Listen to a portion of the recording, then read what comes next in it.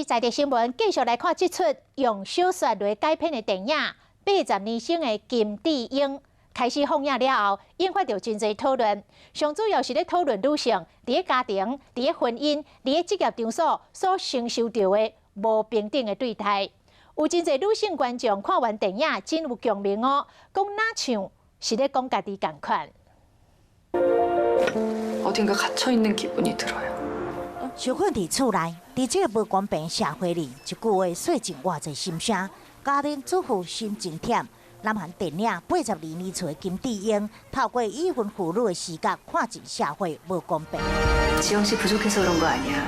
原本有工作，却因为性别因为无法度升迁，结婚生囝了后，必须要放弃一切，失去自我，渐渐变甲忧郁，甚至精神无好。我看过电影的妇女观众有深深的感受。终于，我们的故事被说出来了。所以在场其实看电影的时候，是很多人都是一直在啜泣的，是跟婚姻跟小孩都紧紧的绑在一起这样。我就说那这样到底谁敢生，谁敢结婚呢？我觉得很可怕。 金智英代表是时代女性的缩影，挺现婚后无被理解、失去自我、被检讨大家心部问题，以及为着家庭囡仔必须要放弃一切。成长的过程当中，我们会吸附很多对角色的期望，就譬如说，做一个妈妈就应该要怎么样，做一个太太就应该要怎么样。女性在结婚之后啊，睡不好的比例跟罹患忧郁的比例，其实是比男生高很多的。